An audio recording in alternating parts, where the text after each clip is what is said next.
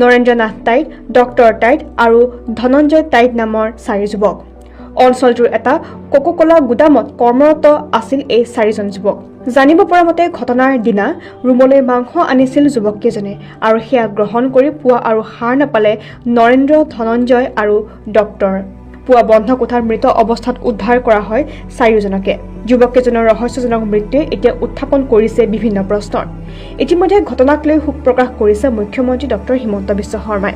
ঘটনাৰ উচিত তদন্তৰ লগতে বাংগালুৰু পুলিচ কমিছনাৰৰ সৈতে ঘটনা সংক্ৰান্তত কথা পাতিবলৈ নিৰ্দেশ প্ৰদান কৰিছে অসম আৰক্ষীক।